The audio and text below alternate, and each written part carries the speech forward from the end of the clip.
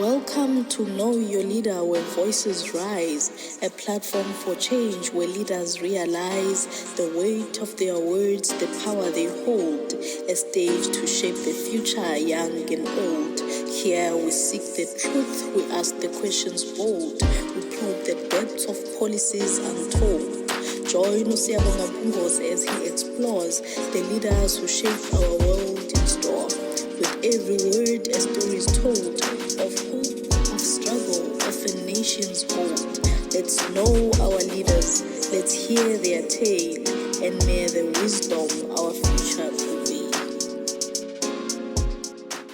Alright, ngokukhulu kuyithobo khambelani nenhlonipho sithanda ukubingelela bonke abantu abakhombisa ukusupporta nokuthanda nje lolu hlelo lwethu esaliqala olibizwa ukuthi Know Your Leader la isilanda khona abaholi sifuna ukubathola kabanzi sibalande impandeni laba suka khona sithole nangemkhandlo abayiphethe abanye amakhansela siyawalanda sifike sikhulume nabo MEC nanombani siyabonga kakhulu nokubona indlela nesiseka nenisupporta ngayo siyabingelela wena oqeda ukusijoyina wena ku Facebook wena ku YouTube la nisilandela khona siyabonga Imbongi Mpungose page lolu hlelo sithulelwa kakhulu abakwa Pro Shesha bafethu mafuna kwakhe imoto eqhumayo ibisiqhumane njenge yami ungaba check abala Peter ma respect bazoba ukuthi iPro Shesha so njengoba siyayiqala ke ishow yethu ngokusemthethweni namhlanje I'm joined by insizwa yaphansi endaweni ebizwa ukuthi kuse Richmond esimazi khona njengosodolopha kanye nomeya engicela ukumbingelela eduze kwami umhlonishwa uNgcongo futhi ngiyakubingelela.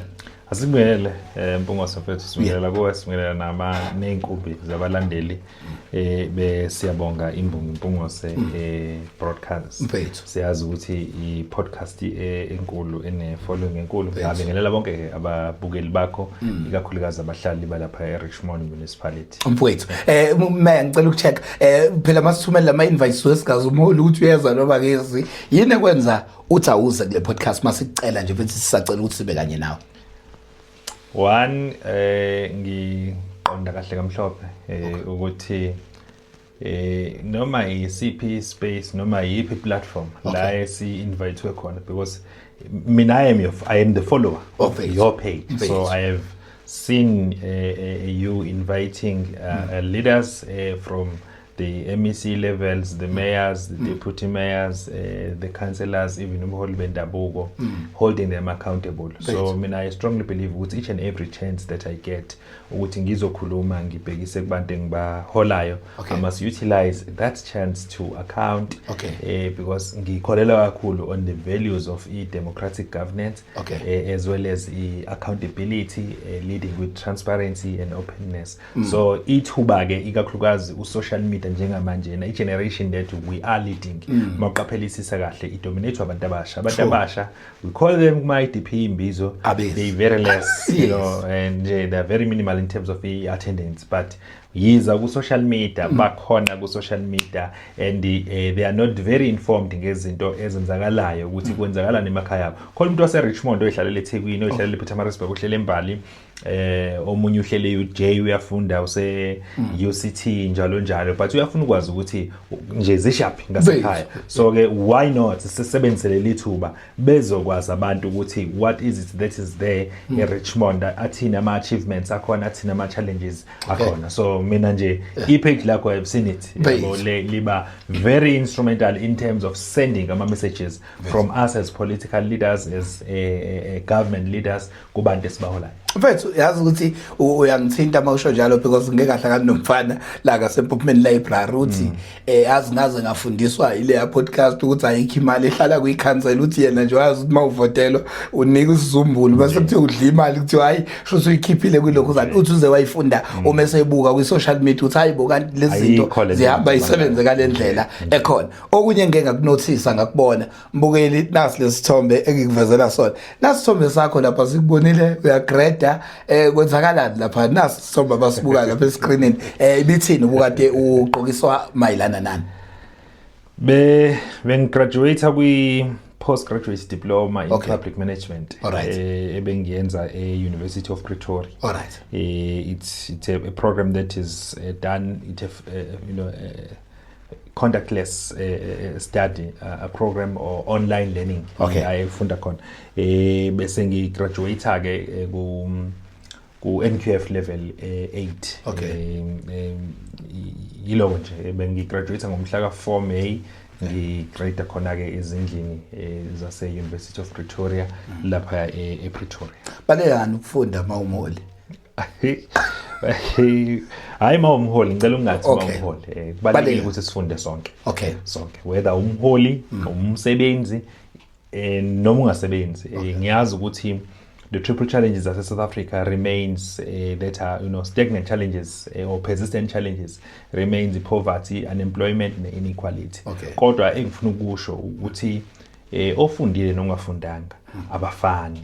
Yes awekho amathuba emsebenzi funda ngisho thoka awuthola umsebenzi ngenza lokho wenzayo ukubambisa but ngelanga lofika ithuba lokuthi inkampani ya promoter oneziqo nongenazo ngeke kuze kufane ingakho kugcina sebezondana abayisebenzela nje inkampani kodwa kwi local government sector ngingasho ngithi sikwi sphere very dynamic sikwi sphere thina esi very complex ikakhulukazi in nature because kwa local government ama challenges akhona requires ukuthi singabaholi sihlale njalo sizidevelopa ngolwazi because from time to time we encounter ama challenges adinga ukuthi sibe responsive yabo despite ukuthi we were ready or not ready. Okay. Yabo so I will count challenges like the global warming challenges, the climate change challenges, the shift from the traditional practices or operations emsebenzini wethu to technology advance or influenced by fourth industrial revolution. Likewise I was saying uma ngabe ikakhulukazi mawumholi angithi thina siyishaya umthetho ezingeni le local. Okay. Thina ekufanele sishaye imithetho ezingeni le local. So uma ngabe kuukuthi awufundile akusho ukuthi ngeke uhole. Okay. Democracy ngiyafuna ukuyicacisa leyo. Yes. Thina nje ngoba mina ngiphuma ku African National Congress sikholela ukuthi sikhetha abaholi democratically. Okay. Kodwa kubona abaholi ngingasho ngithi kubalekile ukuthi bakwazi ukuzithuthukisa ngolwazi bakwazi ukuthi befunde ama policies because thina ekufanele siamende ama policies that govern the institution that we are leading of which institution yakho local government omasipala esibaholayo njengoba ngisho nje ukuthi we have to provide ama services izimo zivuma izimo zingavuma. Sometimes we provide even we had to advocate for our communities eswaholayo. We need to be knowledgeable ukuthi which department is relevant on this problem, which department is relevant on this problem, which law I may be violating if I take this certain decision. So if uthi when awethu uhlula ukufunda iconstitution wazi ukuthi umasipala ithini provision ye constitution that governs umasipala fanele wazi hayi umasipala kwi constitution yezwe laseNingizimu Afrika 1996 ulapha ku chapter 7 ama values that govern I public service aku chapter 10 njalo so kuningi nokunye ke mina ukufunda ngiyakholela ukuthi it's broaden my knowledge ngendlela nje ezahlukene uma sikhuluma ngo district development model esoperator ngaphansi kwabo manje la sikhuluma ngo integrated planning and budgeting you will not understand ukuthi ithini ke yona intergovernmental relations framework act if ukuthi awuyi esikoleni kuyalekelela ke ngisho ngathiwa khona abanye mhlawumbe abasebengafundile bafika kuleli zinga elincane engikulona khona bangaphezulu yabona nje today I'm very inspired to deputy mayor waseMsunduzi was graduating thola masters qualification yakhe in town and regional planning so kusho ukuthi bakhona abafunde ngaphezulu kwami nabasaqhubeka yabo abanye bakwi level yo doctorate namhlanje umfowethu uMahlaba uJunda was graduating as well former fundraiser we ANC loyo the current PTT member was was graduating naye futhi ethola i-masters yakhe I think we-business administration I'm not too sure of i-qualification but ethola i-masters efunda enyuvesi enkulu kakhulu e-UKZN I will always admire UKZN ngoba ngiyi-product yayo nayo ngamthinta la mncane qala sengilandela zonke begraduates namhlanje uthi angaveze indaba ngabasha abanye abaphuma abanye ama-political party abagraduate kwamanye ama-political party omunye njengambala oyiphumela nje kweyakhe i-political party ilomfowethu obizwa ngoCele uSizwe Cele uphuma kwiSANCO yabo akalidi ke-ANC yena uphuma kwi-South African National Civic Organization he was graduating ethola i-Masters of Business Administration naye futhi enze enyuvesi enkulu kakhulu yakwazi baningi abanye nabaye bazama kodwa engingakusho ukuthi culture of education ingapha yabo ekhaya kagogo nabazukulu bethu basama la bezama khona alright siyahamba meya sifuna ukuhlehla mfowethu ke manje sibuyela kancane nje emuva ekuzalweni kwakho umuntu okubonayo nje manje noma wazi ukuthi umeya wethu uzalwa kuphi angihlehlise emuva endlini la uzalwa khona nje ungibekela umuntu okhona umeya uyi-5th child kaMamkhize Ngcongo ngizalwa uMamkhize intokazi yaNkantolo ingizala emshadweni wayo kaNgcongo ishade nobaba wami uChief Bathugibeli Gagasi maye ngizala lapho ke ngikhulele khona kaMpofana endaweni yasemakhaya kaMpofana eMkhomazi uyaziwa kakhulu ngokuthi uMkhomazi indawo engasekhaya ngoba we are just 1 kilometers away from uMkhomazi kuse Richmond ka Ward 5 I was born and bred there ngaqala ke izifundo zami khona from grade 1 to grade 12 ngumkhaya impela yabona ukuthi noma again model C cha ngumkhaya impela hamba nje esikoleni ngenyawo ngiyakwazi mina ukuhamba ngenyawo kwakusaqokwa ukhakhi noma mina ngingawuficanga ukhakhi kaMpofana primary ngafika seqokwa ilentuzana ugrey no white ngifunde eMpofana ngase ngiya high school ngakhula ngaba usontala kahle ngakhula ngiqala ngafundisa abantu abadala ngazogcina sengusupervisor lapha kwa Abethi ngase ngiyofundela i-social work ngapractice futhi for 9 years ngiusontala kahle then ngo 2021 I was elected as the councillor ngiqale ngase Richmond for almost 6 years ngase ngiserve 3 years eNtsimbini eThekwini South ngiusonhlala kahle base ngiyavotelwa ngo 2021 ngazo joina local government ngaba nje ordinary councillor until I became the mayor ngo 2023 ngideploywa ANC okunye ngifuna ukuthola akhona ama political parties ayengadebekiwe wonke umuntu uyayikhetha eSouth Africa izwe likhululekile yini ekusondeza kwi-ANC mfethu engakusho mina ukuthi i-ANC ayikho inhlangano ozoyithola efana nayo kodwa i-ANC angijoyinanga mina ngembala yayo uyabo angijoyinanga mhlambe ngabaholi bayo ababehola ngaleso sikhathi noma ngayijoyina ngichamwe mhlambe ukuthi mawujoyina i-ANC uzassociator nobani kodwa I strongly believe ukuthi one ukhumbula ukuthi I'm the social worker by profession kodwa nakhona esikoleni mina even before nje ngiye esikoleni ka-ANC uClick yabo I was born and bred ngaba i-ANC ngikholelwa kuma values of non-racialism democracy emphasizing selfless dedication humility accountability ANC is the only organization which is non-sexist democratic and prosperous movement manje ngichamwe kakhulu ama policies ayo ikakhongolo sekuphela la uthola khona ukuthi uthola umengameli noma uthola isekela mengameli uzokhumbula ukuthi sike saba noma uPhumzile eMlambo Ngcuka deputy president wezwe angikhulumi ngowe organization yakhongolo sekuphela la siba bafundise khona nabanye ukuthi abafazi bayakwazi ukuthi balide in strategic positions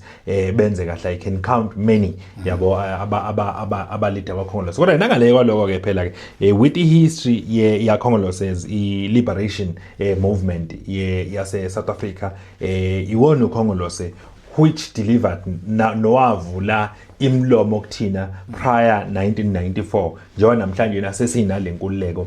It's because of our heroes and heroines who hardly fought for istruggle sokuthi sibe liberated thina. So nje ngingasho ngithi one of our reasons ngajoin ukhongolose namanje ngise ukhongolose angilona ixoki yabo and I knew ukuthi ziyoba khona inkinga kwakhongolose zayivele zikhona nakudala kodwa engingakusho ukuthi ukhongolose will always remain and will always exist ngaso sonke isikhathi. Uyoba khona isikhathi sokuthi kube ne peak period ushone phansi unyuke kodwa uyohlezi khona. Manje umbuzo wami nginawo ujoyina ngakube uANC usenza zona indlezi zinto owawukade ujoyinela wena. Exactly. Okay. ANC wenza zona. Okay. Because uANC awushintshile kuma core values and principles. Alright. Wow. I-constitution yawo ishintsha nje kancane mhlawumbe ishintshe ekutheni abaholi bakhethwa kanjani yabo njengamanje i-constitution noma ama-policies ka-ANC asenok amend ukuthi masikhetha amakhansela asikhetha abantu abano matric mas deployer laba bakwi executive usideploy abantu abano post matric ama policies nje lawa ashintshayo kakhongolose. But ama principles on non-racialism democracy non-sexist njalo asamile wona ayiwona ama principles of being selfless leader njalo asamile ayiwona. Into eshintshayo kakhongolose kuleyo ibuzayo yokuthi sekushintshile yini akushintshile ukhongolose shintshe thina sabaholi esideploywe iorganization. I rather not say kushintshe bona abaholi because nami ngumholi wakhongolose. So kushintshe abanye bethu noma kushintshe thina ngokuthi singathembeki sibe abaholi aba unethical yabo sibe abaholi abajivaza isithunzi senhlangano ngendlela ezahlukene either ngokuntshontsha ngoku bribe noma ngokuthatha ama bribes violate ama SCM processes go masipala si appoint abantu ngendlela engahambisani nomthetho efavor thina.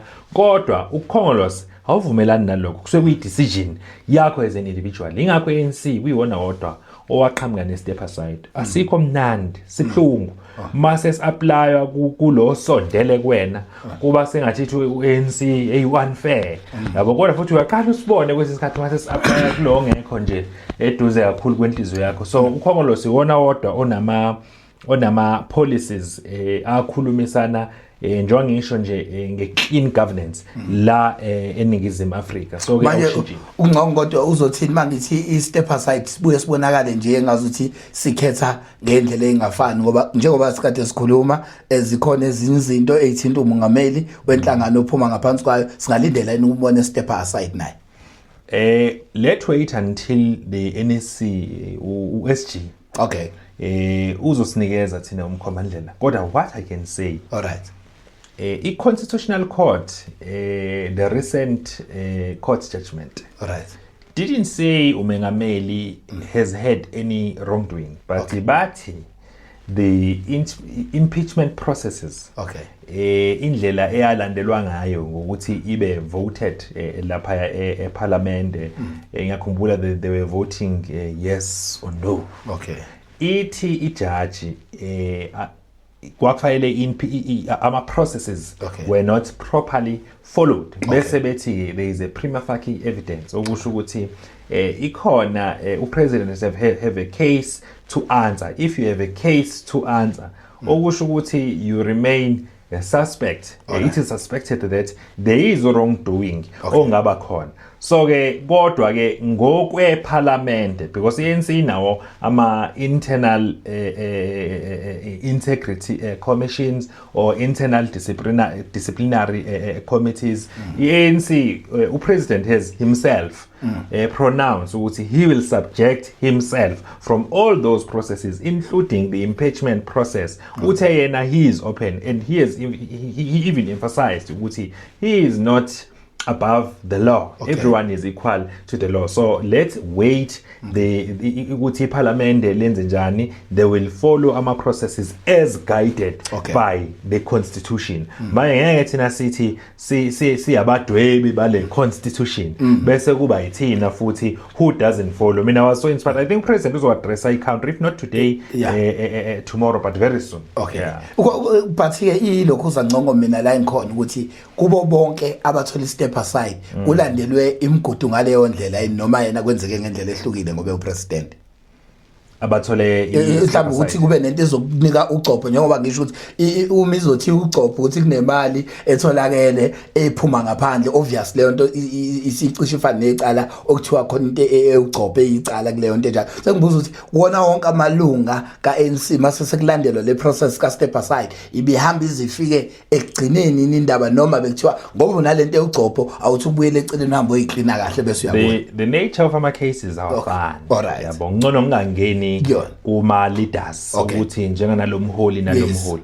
la sikhuluma ngemali kaba yabani leyo mali ekuthiwa yatholakala yayizidengeshona so abanye uthola ukuthi basoyibethinteka mhlambe ezintweni ezinvolve nokulahleka kwempilo zabantu mhlambe nokulahleka kwezimali that could have been used mhlambe for the public benefits and so forth. Kodwa njengoba nje lishili judge thina okwethu we will be guided upresident no SG ngine show ukuthi very soon they will come to the public give us the direction. Kodwa upresident in himself he has open hands what no kwasekuqaleni wayeshilo wathi yena he is open for the impeachment process of which impeachment it's not like a persecution or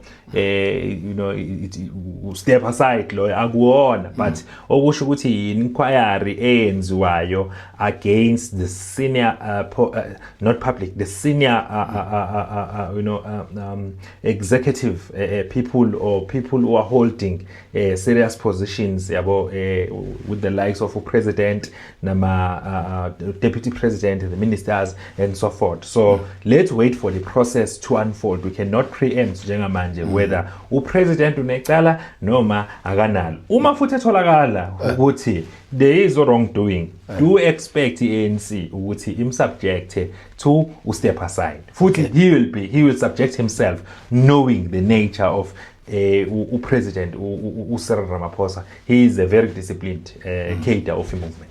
Wethu asibaleke kule abantu abadala ke sibuye sesiyongena kulo kuduze phakathi eRichmond. Njengoba nje ngicela ukuthatha nje kuma questions ambalwa. Question yokuqala iqhamuka uKeveneza omnandi futhi oyimbongi. Ngiyabekelela umsakazo wami ngiyacela ukuthi ungibuzele kumhlonishwa ukuthi simamaphi inhlelo zokuthi sibe netiyela nathi endaweni yasephatheni. Izimoto zibulawo umgwaqo zizinja. Nawe ke bhuti ufikile ngeBMW kukhona la elalihamba khona ngokucophelela ngingeke ngikhohlwe amaciko iziphi izinhloso abanazo ukusilekelela ngokusithuthukisa ngomsebenzi wethu sibeke ukudla etafuleni nathi kuqoqeke nentsha yasendaweni okwamanje yokuqala nje siqala ngayo abafisa ukuthi bayizwe ukuthi ke bayuthola nini umgwaqo wetiyela lapha endaweni yasephatheni me lapha ephatheni uD59 umgwaqo kungekudala nje mawulandela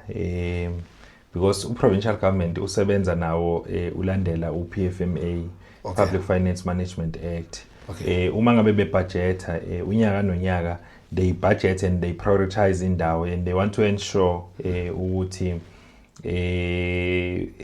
abancedisi Richmond kuphela uma bese Richmond abancedisi what 6 kuphela bayizinto engisho nje ba what 6 eRichmond sinama 7 just last year nje kade siya kovula ibridge labo uD59 elihle kakhulu elicrossing nesho weqa kulona umkhobeni bridge ungayithela kulona yes ngiyayithela sengiyakhumbula aluqedile ngisho 3 years yes engathi mawuqeda nje ngena sasa lincoma kanti lize libe netiyele elincane engathi lingena ngaphansi seliyaphela ujabula nje makubuza into aziyahle ngayo ukuthi zisho ungena ngejubane ujethi hayi liyaqhubeka letiyela nti liyaphelela endleleni kodwa engingakusho ukuthi ku-IDP yase Richmond Municipality ngokunjalo nakuma plans akwa Department of Transport umgwaqo wetiyela ikakhulukazi uD59 bese kuba no P115 waseNhlazuka no D158 waseNhlazuka bakuyi top priority because imphakathi leyo ethanda ukuthi ibe mningi futhi iqhele edolobheni so ke singasho sithi angifuni ke mina kwimhlangano engihambayo ngidume ngokukhuluma iqiniso nokungathanda ukushayelwa izandla ababukeli bakho nomfowethu uKeveneza omnandi futhi oyimbongi ngiyabona imbongi so ingakho ngimkhava qala ngombuzo wakhe phela iyakasekhaya le siyabona mfethu imbongi nje ngisho ngithi itiyela is on our top priority yabona ne bridge babecabanga ukuthi yiphupho bake bathi ngoba kwakuzoba nowakhetho siqala ibridge bathi ANC izokhankasa ke ngeke lize liphele leli bridge ngeke lakhiwe nokwakhiwa likhona manje nalelo bridge maningi ama bridges eseswakhile kade sakha ngisho elinye elihlanganisa isilahla nedolobha sathi silontsha bathi ngeke liphele leli bridge kuzokhankaswa la so abantu ke kuyobathatha isikhathi ukuthi ba-understand ukuthi isebenza kanjani i-IDP and budget yomasipala ngokunjalo neya provincial government yes ngeke ngize ngiphendulele fully uDepartment of Transport because uD59 is under uDepartment of Transport lo mgwaqo akhuluma ngawo oya ePhatheni awukho kwi-primary mandate yami however as umayor I can say ngoba sine integrated planning futhi sine district development model where we sit together collectively plan and budget I know very well ukuthi umgwaqo wabo ePhatheni sengiphendulele ngokukhona umunye ngimbone ebuza ngowaseNhlazuka imigwaqo yabo yonke ikwi top priority iNhlazuka noPhatheni kodwa ngeke siyibone yakhiwa mhlambe in less than 9 months from now yiloko engingakusho mhlambe in less than a year from now however singabona mhlambe izinto ezicishe ifane nama soil checks or soil testing geotags environmental impact assessments zenziwa kancane uma ngabe umgwaqo wakhona usuwakhiwa siyokwenza njengoba senza sokwakha leli bridge ababelifuna salenza laba khona wafika futhi ungqongqoshe lalize kovulwa ungqongqoshe umfowethu baba usiboniso Duma bakhala ngalabantu washo ungqongqoshe wathi cha imigwaqo wenu ngiyawubona ukuthi kuyi priority waphindwa wabuza le ngithanda kakhulu ke phela le bese ibuza ukuthi ngeke ngiyilibale eyamaciko iziphi inhloso abanazo ukusilekelela sikwazi ukuthuthukisa umsebenzi wethu and lensizwa ngiyayazi ngeke ngayimema lapho ohlelweni lethu okhosini izoshaya inkondlo bakhala kamaciko ni ikuziphi inhlelo kulaba bethu awuyiphendule nami sengifuna ukuyizwa sine program lapha ya talent search engingakutshela ngakho silekelelwa kakhulu umgungundlovu kanye no Department of Sports Arts and Culture khona ePhatheni ba rich kakhulu when it comes to sports arts and culture ba rich ngayo yonke into bano senza ngakhona lapha i-team yebhola ebuyisiqoqode sonke amakhanda isikhathi esiningi masisuke senze ama-mayoral tournaments nama-salka game maningi ama-team lapha ePhatheni akuyona kuphela bese kuthi kwezobuciko banengoma kakhulu and banosonkondlo so siyaba nawo ama-programs anjengana lawo kwi-IDP that I have tabled ikhona i-budget allocation that I have pronounced ukuthi izosilekelela ukuthi sifune laba abanamathalente endaweni sithuthukise amathalente abo engingakusho nje ikakhulukazi kwezamathalente nezemidlalo sinomfowethu umgibe waKaNgcobo engilincoma kakhulu igalelo lakhe ekuvunduleni amathalente entsha including osonkondlo ukhona nje usonkondlo omncane wase Richmond engake ngambona ufunda eMzwandile owaze washo ohlelweni lakho wathi uyawubonga umasipala wase Richmond iwona umtransportile wamletha la ngangiyibuka leyana. So ngizama ukuthi si-investa kakhulu kosonkondlo. Siyafuna ukusho ukuthi nje he must keep a close eye on our municipality page ngoba sibe nesikhathi la beqhudelana khona ngokwama-ward, bayakoqhudelana ngokwamasipala, bayanyuka baya kwi-district, bahamba baze bayofika kwi-province yabo. U-Department of Sports and Culture usebenzana eduze kakhulu kwethu ukuthi sivundulule lama-talent. Okunye engingakusho futhi we have also set aside u-2.9 million wokuxhasa osomabhizinisi. Ngizokuchazela ukuthi thina i-talent sisho kanjani kule business. Ngiyabona ngiyakhumbula ukuthi last year sake saxhasa omunye o-DJ uya-DJ nje makunemicimbi noma kunama-functions athile, wabhala into yakhe wayiregister into yakhe yaba i-business, wase yamotivate wathi no ngicela ukuthengela mina i-sound system nje ephelele yabo. Sasonda lesi sicelo sakhe sathi hayibo lo muntu shothi uyayiphilisa futhi unabantu abaqashile just like yourself, you've got an individual la uyamot lo muntu uyena odijele yonke lento esenzayo kodwa kuvela thina la yabo.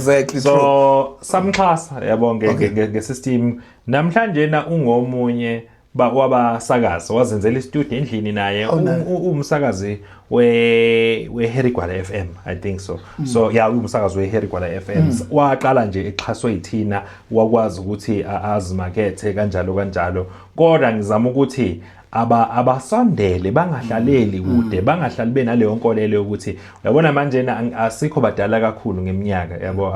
I'm approaching 40s in few years coming, nami ngizobe ngina 40. So ngisayibala kwi bracket ye youth manje asikwazi ukuthi sikhulume ngamanzi ngogesi, siyeke usports and recreation, siyeke ezemidlalo, siyeke ezobuciko. Kufanele kube mnanda ayizintuthu kodwa abantu abasha into abayifunayo ukujabula. Ingakho ngumeya ozomthola groundini sinama tournament. Mina ngikholela ukuya etekini kuphela yabo. Abantu abasha lebedlala khona nje engekho nje ama goalpost, kungesona istadium, ngiyahamba ngiyekhona ngifike ngithi okay ngiyabona la ukuthi ngifuna ibhola. Yazi abantu abasha mangibalethele nje amabhola kuba enkulu into ukuthi ngibalethele nje amabhola ngambili ngaya lapha ko Popipe ngahamba ngaya endaweni lezi ezidayisa ama jerseys, ngabathengela i-jerseys la 2.5 babonga abanconcoza. So nawo ke ama artists siyawavula amathuba njengana lawo aqhudelana. Wethu siyabonga kakhulu uThomunye meya wethu sobe sinibuka khona ngihlekisa kunabo bonke la uthi siyabonga. Ngisacela ukubuzela ukuthi lo mgexo utholakala kuphi. Nami sekuyabona sekuyisi isikhathi sokuthi kufaka utholakala kuphi lo mgexo wenu useyabona kuyisikhathi sakhe manje sokuthi awufake. Ngangakwazi uthenga lapha. I don't want to lie, yabo ungakwazi ngikwazi ukuphendula. Kodwa angisazi ngisho isitolo sawo. As a result I was asking uPA wami ukuthi yefo mina angufaka lo mgexo. Yabo isithombe kungithathe isikhathi ukuthi sisithole. Ukuthi communication struggle nje ukuthola isithombe esinalomgexo. I think shooting ngogqoka mangigcotshwa nama special occasions ke athi mina ngisabona ukuthi ufuna umgexo kuphela, ufuna ukususa wena lapha ofisini bese yangena la. Hey manje phela uya democratic cow. Akeza zocontesta vele izikhali yabo. Mhlawumbe umgexo ngizowuhand over kuyena ngoba shosho uthi umeyolandelayo ubani angazi kodwa imina ozomnika umgexo ngoba njengamanje unikezwe mina. Mhlawumbe umgexo nje ngizowunikeza yena. Hayi ke uzutshilo mfethu lapha nangu ubuye ingwekazi mabuye uthi siyabonga sengisacela mfethu ukuthi usibuzele ukuthi ama passage asephatheni bayawazi kodwa ukuthi kanjani ngoba lo mgwaqo oyakababhodloza wagcina ugugulwa kushone yena uNzimande ngo2021 nakhona kwase kwenzelwa nje imida oyayizofika ekhaya kwarojwa 2 itela siyoke sibe nalo yini kodwa ephatheni ngicela ukuyawuphendula. Wasethi number 3 kwafakwa amanzi amasipala abasebenzi iningi labo ompompo kwafakwa amanzi umasipala abasebenzi yes ompompi lapha phambili. So eyokuqala nenzela into ebhlungu kangaka ukuthi nigugule umgwaqo ngoba kushona ubhodloza Nzimande bese ningaphinde nibuye kulo mgwaqo. Hey imbi ke leyo ndaba yona ngiyacabanga ngingakabi ukhansela kodwa umkhandlu bukhona futhi ubulidwa abahola bakhe iphebulu ngaleso sikhathi. angisazi story I can't say yes or no kodwa engingakusho sinayi backlog I do want to acknowledge ngiyafuna ukuvuma ukuthi sinayi backlog in terms of ukulungiswa kwama passage akhona ephatheni kuphela udadewethu ubuyiwa kaNgwekazi Mabuyana ngiyacathi uMaluthuli umuntu waNgwekazi angayisho so uMaluthuli ukhuluma iqiniso noma uMangwekazi ukhuluma iqiniso methi umgwaqo sekunesikhathi kwagcinwa ugradewa akuwona owangakubo kuphela mina ngingakhula imigwaqo edinga ukuthi silungise sifake inkwali if you follow my page ngiyazi nje ukuthi uzobona ukuthi simamaphi manje nento yokulungiswa kwemigwaqo kwi-financial year lesivala manje ngoJune ngangithembisile ukuthi after ama consultation kuma IDP budget meetings says ukuthi into eyisikhalo ehamba phezulu kakhulu noma eningi kakhulu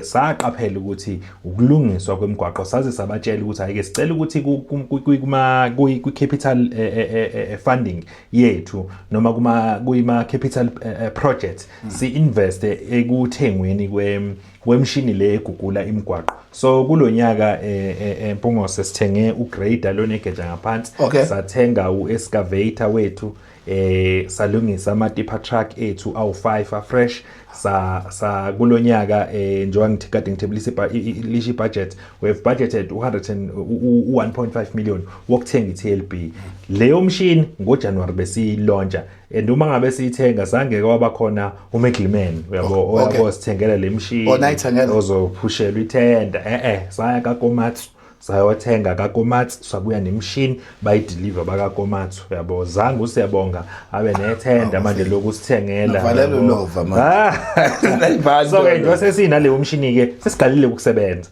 siqale phi na siqale ka Ward 6 ngakuye ubuyina kuba ingekho ephatheni siqale eSimozomeni njengamanje silungisa imigwaqo yaka Ward 7 neyaka Ward 1 neyaka Ward 2 sizoloke alternator naye lo mgwaqo ngizwile ukuthi kunesikhalo somgwaqo nje wakwa babubhodloza ngiyafuna ukuyenza icommitment ngizothumela abantu abazoya ko-checka bese siyawubeka nawo futhi kwi-priority ukuthi wenziwe ikakhulukazi ubhodloza ke omunye wama legend ethu eRichmond esizi qaja ngawo nginesho nje oba kade sithula izindondo zama legend nawe lapha ukube besakhona ngabe besimhlonipha naye simchoma uphaphe legwala hayi wodwa ke nabanye ngicela ukubaphendula nje ngibafake ublanket order le amanzi yokuthi amanzi lokwafakwa amanzi efakwa umasipala ompompa abasebenzi ingcona be specific ukuthi mama kuphi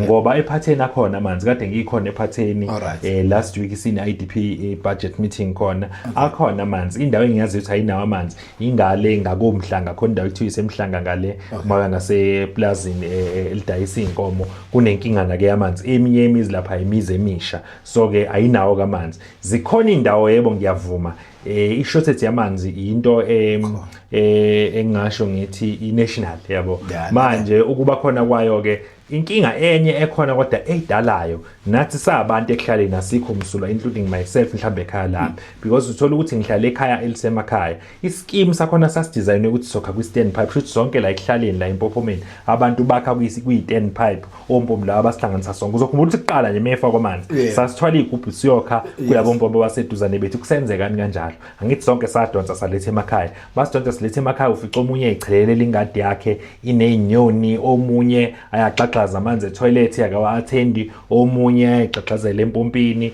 kodwa nayo ke ivolume yamanzi iyehla phela mase sinama connections amaningi amanzi engasayi lapha ku-stand pipe iloko nje ngingakusho ukuthi ke kusishaya kakhulu emanzini kodwa mengaba specific nakuyona i-podcast yakho ngizoyilandela angitshela ukuthi inkinga ila sokwazi ukuthi sithumele uplumber sibone ukuthi inkinga ilaphi la amanzi kodwa ke yiza amanzi eyifunction district sisebenza eduze mina nje inkinga amanzi ngiyiphendula ngiphume ngale ngoba umeya unqamalala usihambela sonke so umasipala ukayilethe ibudget nala eMpophomeni useke wayilethe imbizo yedistrict ezochaza ngenhlelo ezikhona zedistrict ethuthukisa ingqalazizindi kakhulukazi yamanzi ngokunjalo nesanitation nase Richmond ke we are well informed ukuthi okay nazi inkinga ekhona kodwa kuyi-addressa fully because funa singakhulumi ngenkinga kuphela. U-district mayor ufikile wapresenta i-Richmond municipality ukuthi sino 127 million which has been budgeted ukuthi kulungiswe noma ku-upsizewe ingqalasizinda. Uma subsize ingqalasizinda because iphatheni idla nayo kumngeni water osuke usuka laphaya I think u-PS3 olaphaya endala ngezansi nje kwase School of Deaf badla amanzi asuka lapho uthola ukuthi i-capacity yamanzi ayikho nkulu kahle ukuthi i-supply bonke abantu. So ke sibudgethelwe ukuthi ku-upsizewe ama-reservoir ethu abe makhulu futhi igcine manzi lezi amathangi kaKhonkolo abe makhulu ngoba njengamanje i-Richmond yonke idla u4 megaliters. Kodwa abahlali bakhona sebe doubled ngalendlela ongazi uzoyibona because lesi scheme sakhona ngizokutshela ukuthi sa-connectwa more than 20 years back. So kulindelekile ukuthi i-supply yamanzi ibe ncane versus i-demand yamanzi. Ingakho ke kuzo-upsize from u4 megaliters to u4 million liters kuyiwe ku10 million liters kuzokwenza ukuthi sibe ne-relief. Okwamanje ke temporarily sino temporal measure ukuthi silungisa noma short term intervention ukuthi si-supply amanzi through ama-truck no Jojo tank. Unqamalala alwa kakhulu ukuthi ufuna ukuthi sithi eradicate them ngoba abasupply wonke umuntu ngendlela eyanele futhi ngcono si-invest ekutheni silungise ingqalasizinda. Kodwa while ke sabudgethela ukwenza lokho ngeke phela abantu bangaphuzi ngoba i-immediate need amanzi. So ke basupply ngama-water truck kwezinye indawo silungisa ama-spring waters nama borehole spring water nama borehole lawa avulwa kahle asebenza ngama-solar powered borehole lapha kaGingqingci nje kade siye koyilontsha nalapha endaweni yasenhlazuka. Ama-borehole akhona asebenza ngamanzi nakhona ephatheni zikhona indawo esizi-identifyile ukuthi let us preserve i-spring water esikhona okwamanzi lawa aqhamuka entabeni naqhamuka phansi ukuze abantu bezokwazi ukuthi bathola amanzi. Wethu okunye la uthi omunye, can you please ask uMeya ukuthi uhappy yini ngalomgwaqo ongena edolobheni iLovu uma uqhamuka ngase PMB? Meya, uhappy yini ngaloya mgwaqo? Ngithiwa ngibuza uhappy. Angikho happy ngaloya mgwaqo. Ngiphindile ngasho ngathi in as much as yabona mangabe uMeya you are accountable. In terms of i-service delivery. It's one of our core functions nje as a mayor ukuthi kumele i-account when it comes to i-service delivery. Manje kodwa ke ngingakusho ngithi ngingekho happy nginjalo ngomgwaqo ohamba la esho khona ocommentile. Engingakusho ukuthi lo mgwaqo ka Department of Transport, u-Department of Transport siyahlala nawo futhi again kwi-district development plan. U-Department of Transport usobudgethelile lo mgwaqo uzokwenziwa kungekudala. As a result ke bona aseqalile ngisho lama-assessment engikhuluma ngawo o-geotechnical assessment kukhona epagini lomkhandlu sikusherile. Kukhona nje epagini lomkhandlu into engizoyenza ngizothatha leyo post mina Msalofu ngizothatha leyo post ngikhopishe link yayo ngizoyifaka nje la ekhala khona ezobona ukuthi sesiqalile ku-attenda lo mgwaqo. Kodwa ke in the meantime u-Department of Transport ngoba kunama-potholes amaningi u-Department of Transport ke finalize indaba ukuthi u-appoint o-service provider abazoyilungisa yonke imigwaqo yakwaZulu Natal ikakhulukazi babizwa ngo-grade 8 o-service provider bakhona. So ke bazobe sebeyayilungisa ke nawo ke loyo kodwa loyo awuzolungiswa ngendaba yo-grade 8 bathe uzorehabilitatwa wonke into engaseyikudekeleyo njengoba ngisho ukuthi sebeqalile la abanye abeza nama-services afika prior ukuthi kuqale the main construction. Siyacela abahlali bethu basibekezelele nje sizoloke sizama ngawo u-pothole patching sibambisana nawo u-Department of Transport kodwa kune attention u-Durban Road does get the required attention ukuze ube right. Wethu njengoba ngithi omunye umthandeni Phoswa Mthandeni uthi meya yethu ethanda abantu bayo ebalalelayo uma kukhona okhala ngakho kumanje awameya uthatha isport wasibeka kwi-level ephezulu kakhulu ngoba ekhathalela izingane zase-Richmond. Netball yase-Richmond ivukile kakhulu ninja ingane uzivundula kanjalo kuma-universities eziphuma eRichmond ekade zidlala netball ngenxa yemeya yethu. Ufake amehlo kwi-netball we have 6 players come Richmond abasema university manje phambili mphathi wethu phambili qhuba meya yethu. So ngihlezi ngibabuza abaholi mabefikile la uzwa kunjani makukhona umbukeli wethu la ozwa namazwi akucomayo afana nala umsebenzi. Esingakusho ukuthi ababukeli be-podcast kusho ukuthi i-podcast yakhe nabo abantu base-Richmond. Engingakusho ukuthi thina masithola lamazwi kusenza kusikhuthaza ukuthi sithi do more ngoba senza umsebenzi wethu. Akukho okusho esikwenzile la akukho extraordinary esikwenzile, it's core functions zikameya lezo yabo, and it's one of our objectives waka local government ukuthi siqinisekise ukuthi we run ama social economic programs, siqinisekise ukuthi si developer indawo zethu through ama talent njalo njalo. Manje kuyangijabulisa ukuthi ke umfowethu uphoswa mesho ukuthi umeya responsive uyasondela kubantu bakhe, uyayikhathalela intsha yase Richmond. Ngiyamazi ukuthi ungezinye zezihlabani ze netball useyikhulise kakhulu netball yase Richmond, isidlala ezingeni lephezulu ziyofika ku national. Sisebenza naye uSports Confed wase Richmond. Ngingathi nginobudlelwane obuhle kakhulu nawo, sisebenza nomfowethu uMgibe Ngcobo. uSports Confederation nje wethu onama associations ngothola ukuthi i-netball, i-soccer, i-karate njalo njalo. Umfowethu umxolisi nje usesondelile nathi. Ngiyamazi ukuthi uzanani yena umfowethu umxolisi, ungifonelile wathi hayi Ngcongo sengikhona la eRichmond, ngizokumemeza mase kukhona okudinga wena, kodwa nje ngiyafuna ukuthi sisivuse isports sekarate. Kuningi khona ngisho ama indigenous game lapha eRichmond baya participate akona, kodwa ngisho ngithi mina ama sport kimi ngisuke ngingathathi njengane leadership responsibility. Ngithi nje ngoba nginikeziwe phela i-responsibility yokuleader. Even mina ngiyiboard nje ngisekhaya ngigqokela isikhindi nophaqa bami ngihambe ngeground ngiyoyibukela abafana bedlala. Abafana anginqeni ukuthi ngibanikeze as little as 500 ukuthi nje ngicela kudlale under 12 abadlali isimanga abafana kuphuma ithalente lapho. So yiloko nje ngingakusho wethu njaba nje siutholileke lapha izincomo uthi omunye yes imshini yokuthunga yafinka ncanthi ke uwenza i-spelling error lapha yafika.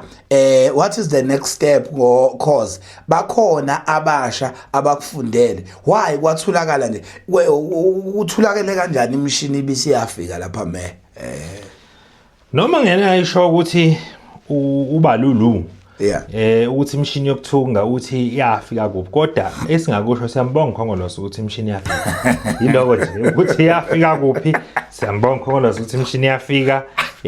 Ubuza ukuthi yini ki next step abathunga mawukuthi nje imshini yafikela bona abathunga. Uma ngabe ukuthi bafuna indwangu mhlambe ke zokuthunga noma makhona abangenawo, ngicela be-approach e-office lethu la local economic development, lizobalekelela futhi lizokwazi ukusiphendula kahle ukuthi hayi imshini le mhlambe yafika, sixhaswa mhlambe operation Vula Fund, sixhaswa i-district, kanti nathi ke siyi-local baningi kakhulu abantu esesibathengele imshini yokuthunga. So ke yafika le imshini yazwakala into ayile ibona le yasakukhulisa ndaba ukuthi yafika kodwa imshini akazinalo ukuthi ayifike kodwa yona sekuvelile ukuthi ikhona. Uthi omunye sizacela usibuyizele mayelana namanzi emkhobeni. So ngisengicabanga ukuthi ke mhlawumbe uyalinka nalo yambuzo phezulu. Sisacela usibuyizele mayelana namanzi emkhobeni ukuthi ithini into yawo, ngoba sekwaze kwalasta ompompi nama water can afika uma kuthanda wona umpilo Precious Mvelase ubeka indawo ke njengoba kadusha lokuqala kacacise lo ubeka ukuthi semkhobeni la amanzi afika khona mayithanda. Engingakusho ukuthi le yamanzi i-challenge ngindawo, kodwa mina ngiyithi mangabe umeya phendula ngeinkinga zala eRichmond. Sinenkinga impela emkhobeni, akhona emkhobeni kuphela, isemkhobeni nasendlaveleni nasemagoda ikakhulukazi lapha ngenhla kwako Sisandile noma ngakoNkabinde, bathi isepholeni lapho upholeni nje konke ikakhulukazi lapha ngakwithawa njalo njalo nako nasendaweni eziphezulu njengana nakoShaya Moya siyaba nezinkinga nazamanzi. Sishawa izona ke lezi inkinga lezi ebengikhuluma ngazo ezi relate kakhulukazi kukushoda kwamanzi noma ukwanda kwemizi. Yabona imizi yakhona la ekhuluma khona eMkhobeni iningi la imizi emisha, imizi kade ingekho. Yabo imizi yakoNdlabeleni eminye yayo imizi emisha, imizi kade imncane leyo. Uthola ukuthi omunye uzokhomenta athi ayafika, abanye bayawathola abanye abawatholi ngoba kushuthi ayagravitate ayakulaba abakuma low density areas bese kulaba abaphezulu amanzi angabe sakwazi ukuthi abhekufile ayekubona noma phampeke afinyelele kubona. Ama truck ke siyawathumela lapho. Kodwa la umbuzo wakho okhala ngokuthi ama-truck afika ngoba kuthanda wona. I want to believe ukuthi sesadlula kuleyo era. Yabo sesayenza i-schedule sama-truck ukuthi eMkhobeni kumele ize nini. Esigcakini kumele ize nini. Yabo ngikholele ukuthi sesadlula impela lapho. Futhi ngiyaqhubeka ke leyo. Iyaqhubeka, siyacela ukuthi bayibike kuthina khona sizokwazi ukuthi si-investigate sithole ukuthi idalwa yini ngoba thina salenza uhlelo nje. Kodwa futhi salipublicize kwi-wall yami ngqo. Ngalifaka ukuthi yabona nje mawungangena nje ungibrowse naye lo futhi ngizompostela ischedule bese kuthi mali ngafiki asazise khona ezokwazi ngishiya igama la driver ukuthi ubani udriver fanele amthelela amanzi umthelela ngolesingaki. Ngenzeka ngenxa mhlambe kunezifo noma kunemicimbi bese iyaphazamiseka ischedule kodwa uyabuye ngakusasa eze ngothela kumele abantu bayiswele i-truck. Uyathi umeya uNxamalala akafisi ukuzwa abantu bekikizela i-truck ngoba bebahlale benaleyo uncertainty ukuthi i-truck lifika nini. Bese thi sibe seduze kwa monitor lama truck ukuthi enza lokho kuyikona they deliver amanzi to where they are supposed to deliver. Wethu njengamanje siqhubeka uthi omunye ke sicela ukwazi ukuthi ithini indaba yemxhaso eMaromeni. Meya ithini into yemxhaso eMaromeni? eMaromeni kune project ebizwa ngeSan Bernard Amandusi project enama units awu-400. Okay. Yaqala ukusetshenzwa in more than 15 years back. Okay. Ngangingakabi nami ukhansela. Okay. Imxhaso yabo ngingasho ngithi into eyibambile nje iyodwa. U-Department of Human Settlement why allocate budget yokuthi bangayithola imxhaso mangabe sebesondele eduze bathola ukuthi hayibo umhlaba waseMaromeni walapha eSan Bernard awukho ngaphansi kweNgonyama Trust. Okay. Ngikhuluma iqiniso yena alaziyo kahle lo okhala ngemxhaso yaseMaromeni. Umhlaba waseMaromeni awukho ngaphansi kweNgonyama Trust. Ushoba uzokwazi lokho. Umhlaba waseMaromeni ungaphansi kwesonto lamakatholika. Okay. Amaroma. So ke ngaphansi kwe-diocese ke yalapha eMaranhill. Manje into eyenze ngalakhathi i-project kwi-planning stage befinalize ama-documents ababishop noma i-board lalikade likhona leso sikhathi donated umhlaba babhala phansi ukuthi siyawudonate umhlaba bangakhelwa abantu. Kuthe masefanele kuqale kwakhiwe abasekho laba abadala babekade bekhona sebeshonile or sebaretire basekho kwi-board. Laba abasha abakhona ngiyasebenzisana noDlungwana manje nabanye.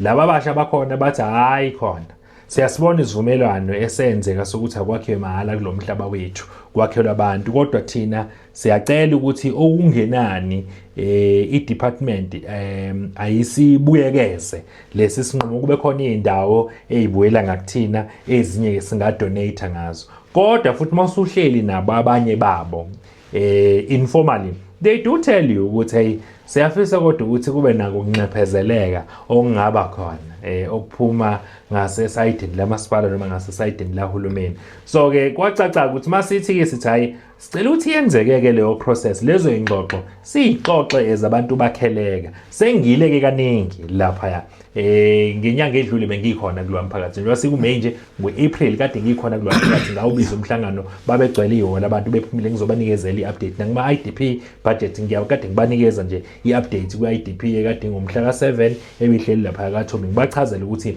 sibanjwe ukuthi ke manje uDepartment of Land Affairs usuqale phansi kuhlelo lama subdivision nohlelo survey ukuthi ku divide kabusha umhlaba Shuthi kumele kuphinde kuqashe usurveyor kabusha kwenziwa into esiyenze. Ngiyakhumbula nje kwakukhona umama uNgcobo walapha ngasemathuneni umama uNgcobo nje umama othe ukushiya igabadi ubenokusebenza lapha esitolo kaMalumsenzeni bayamaza abanye wangifakazela nabanye bethi cha usurveyor sambona ngempela ke ehlenyuka sathuka ukuthi ufuna nosurveyor endaweni yethu ngoba thina sazi ukuthi sesaqeda ngaleyo process sesilindele ukuthi kwakhiwe izindlu ngafishaneke nje ngizothi iprocess ibanjwe ukuthi isivumelwano samaRoma abantu bemhlaba sesiqalwa phansi ngoba bathi khona imhlaba abafuna ukuthi besineze yona eminye beyigodle eminye leyo mhlaba yila kunamathuna khona ngizokwenzela isibonelo sokuthi kubaleke ngani ukuhlonipha leyo nto uyayazi iTonville saga angifuni ukuthi sibuyele kuyona isimo salapha eTonville sabantu abakhile bakhe emhlabeni ongewona owabo thina somasipala bangadidwa abantu ukuthi ugesi sawufaka ama-toilets sawafaka sasivunyelwe amaRoma mase bethi kodwa izindlu ningaqala ukuzifaka it's not our fault kodwa ke thina kumsebenzi wethu ukuqhubeka silwe ngayo yonke indlela ukuthi abantu bakithi basizakale ngoba kuhlungu nakimi njalo njengoba ngukhansela lapha kila nguward councilor khona abantu beyitholile izindlu ngapha konkumani beyitholile izindlu esabelweni embuthisweni bayithola phansi kongwegwe ezulwini basala la bengenazo izindlu wethu nje manje uthi omunye ngizocela ukuthi ngizoqala nini ukusebenza amasipala uNkosinathi Shoba uqala nini meya uNkosinathi Shoba ukusebenza amasipala nangila ibhaleni Shoba kwesibili uyafuna ukusebenza uyafuna uShoba lalela ke njengoba nje siyakomunyeke uthi uSiyanda Nxele sisacela usibuzele ukuthi kwenziwa yini ukuthi njalo abantu basephatheni baqashwe kulezi zinto zo EPWP kanye no CPWP kuphela kamasipala nakhona makukhona ama-permanent post kuqashwe abantu bakwezinye indawo angifuni ukuba lezinye indawo ngamagama kodwa umuntu uhlala eRichmond uyoneqiniso uyayazi lento engikhuluma ngayo kwenziwa yini ukuthi meya abantu basephatheni bagcina ukusebenza ko EPWP no CPWP kuphela mase kuvela izinto ezipermanent sekuyaba seniyoqasha abantu bakwezinye indawo niyenzelani mente ebhlungu kangaka ngiqale nje kamasipala thina masiqasha silandela umthetho iEmployment Equity Act okumthetho ke that seeks to eliminate any unfair discrimination and uphold the affirmative action uma ngabe siqasha asinako ukubhekelela ukuthi ibala lakho linjani ubulili bakho bunjani ezepolitics zakho upolitika kanjani asisebenze kanjalo uma kuphume ama post namanje akhona aphumile ngiyam encourage apply akhona phela ama post aphumile bonile nje kunama clerk azoqashwa o general workers amanye adinga ngisho grade 10 abantu abayoba permanent lapho asazi bazobe beqhamuka kwamapha amawadi nalabo abakhona abanye babo babeqashwe behlala ephatheni sebehlala kaMagoda abanye babeqashwe behlala kaMagoda sebehlala ephatheni noma ngeke ngibazi bonke kodwa bakhona abantu basephatheni sinomfowethu uMashe usebenza endaweni nje egqamile uMashe ngathi mawungena nangu uMashe ula esangweni sinomfowethu uMelika upermanent kamasipala usebenza elicensing unit umfowethu engimaziyo baningi nabanye ngibaziyo othola ukuthi bayasebenza kamasipala athi omunye originally ngowasephatheni but sengihlala kaMagoda zikhona ke yes ngiyavuma ukuthi uthola ukuthi mhlambe abantu bale ndawo ezikude njenganophatheni noNhlazuka babe bancane abasebenza eRichmond municipality kodwa hayi ukuthi bavalelwe amathuba abanye babo uthola ukuthi bahamba kakhulu iTheku bahamba kakhulu eMaritzburg kodwa uqasha nje affirmative action prohibits us to discriminate according to geographical location yomuntu mangabe semqasha wethu njengamanje uthi uMamadu Sibuda ngihlezi ngikhala ngesidewalk since izimonto ziqopha esilahla umgwaqo uyancipha seside kakhulu isikhathi koze kuphuma isidumbwini kuyimanxe isukunyelwa indaba yasesilahla bakhala ngayo indaba yesidewalk uyayazi leyo nto ayibuzayo me 4.5 million has been set aside kule budget engiyithula kulezi insuku hayi ukuthi set aside for imigwaqo cha umgwaqo wasesilahla kodwa abantu basesilahla ngiyibona ngabe impela ngiyabonga ngendlela esesiba thuthukise ngayo ikakhulukazi kwengqalasizinda kade sibakhela ibridge ebengikhuluma ngalo eliwelela elihlanganisa isilahla nedolobha mebe idolobheni sebevele bahambe nje ngemoto zabo sekuyi 1 kilometer apart from isilahla to idolobheni sabakhela umgwaqo yabo ama financial year unyaka nonyaka khona iproject esisuke siyenza khona but ke inkingi nabo angithi ba densely populated yabo so ke siye prioritize ngebudget siyayibuka yonke leyo ndawo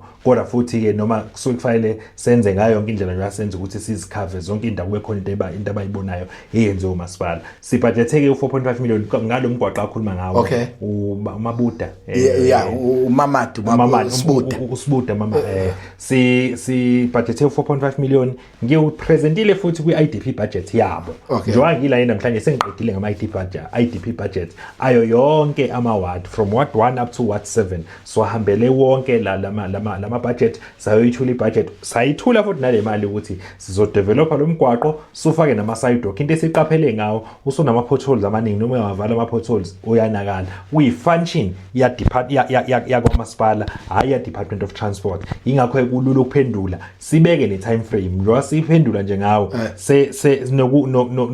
ukwenza kwawo sizowenza kulonyaka esizoqala wezezimali oqala ngoJuly okulindeleke ukuthi akalindele nje uMamadu ukuthi ngeke ushaye uNovember ngeke ushaye uSeptember engawubona uaction kulo yamgwaqo including umgwaqo esobudgetele u6.5 million osuka endabi khona esikoleni eprimary ozoyophela lapha eMkhobeni labantu ade bekhala la bethu amanzi abanawo khona sibudgethe imali yo16.5 million yokuthi si rehabilitate umgwaqo wakhona ozoba sezingeni eliphezulu kakhulu singaqali ke njengoba senza lo mgwaqo nje usu phase 3 ngoba phase 1 osuka esiyathuthuka emxhasweni ku P8 uze uphele wawuphela lapha eJunction uphase 1 lo phase 2 wasuka eJunction ku traffic circle wayophela endabi khona uphase 3 uzosuka endabi khona budgeted ku 16.5 uze uyophela lapha eMkhobeni so ama capital project ethu ngiyawazi manje ngekhanda ngoba besoloko siwapresenta nje kubahlali